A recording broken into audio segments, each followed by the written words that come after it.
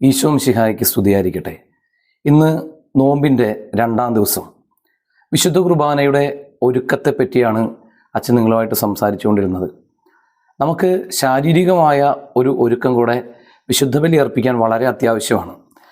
സുവിശേഷത്തിൽ യോഹന്നാൻ്റെ സുവിശേഷം 13-ാം അധ്യായം 9-ഉം 10-ഉം വചനങ്ങൾ നമുക്ക് ഇപ്രകാരം വായിക്കാൻ പറ്റും. ശിമയോൻ പത്രോസ് പറഞ്ഞു, കർത്താവേ, എങ്കിൽ എൻ്റെ പാദങ്ങൾ മാത്രമല്ല കരങ്ങളും ശിരസ്സും കൂടി കഴുകണമേ. യേശു പ്രതിവചിച്ചു, കുളി കഴിഞ്ഞവൻ്റെ കാലുകൾ മാത്രമേ കഴുകേണ്ടതുള്ളൂ, അവൻ മുഴുവനും ശുദ്ധിയായിരിക്കും.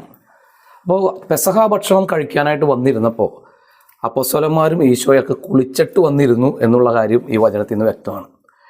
പ്രിയമുള്ളവരെ, അച്ഛൻ നിങ്ങളെ ഓർമ്മിപ്പിക്കുന്നത് നമ്മുടെ ഓരോ ഒരുക്കവും വിശുദ്ധ ബലി അർപ്പിക്കാനുള്ള നമ്മുടെ തീക്ഷ്ണതയെ എടുത്തു കാണിക്കുന്നതാണ്.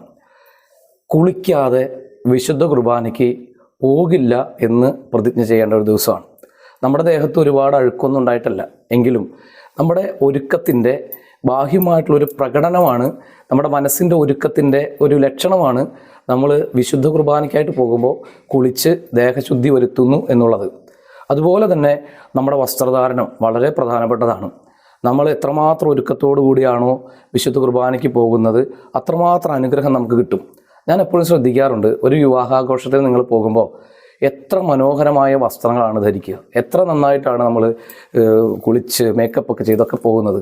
പക്ഷെ പള്ളിയിലേക്ക് വരുമ്പോൾ പലപ്പോഴും ശ്രദ്ധിച്ചിട്ടുണ്ട്, പഴയ വസ്ത്രങ്ങൾ, മുഷിഞ്ഞ വസ്ത്രങ്ങൾ അതൊക്കെ ഇട്ടിട്ട് എങ്ങനെയെങ്കിലുമൊക്കെ വരുന്നു. നമുക്ക് വെല്ലോണം കർത്താവിനെ ആരാധിച്ചാൽ പോരാ പ്രിയപ്പെട്ടവരെ, നല്ലോണം കർത്താവിനെ ആരാധിക്കണം. അപ്പോൾ ഇന്ന് മുതൽ വിശുദ്ധ കുർബാനയ്ക്ക് വരുമ്പോൾ ഈ ഒരു ചിന്ത മനസ്സിലുണ്ടാകട്ടെ. കുളിച്ച് നല്ല വസ്ത്രം ധരിച്ച് നന്നായി ഒരുങ്ങി നമ്മുടെ നാഥനെ ആരാധിക്കാൻ, ബലിയർപ്പിക്കാൻ വരണം. ഭൂമിയിൽ സന്മനസ്സുള്ളവർക്ക് സമാധാനം. ആമേൻ.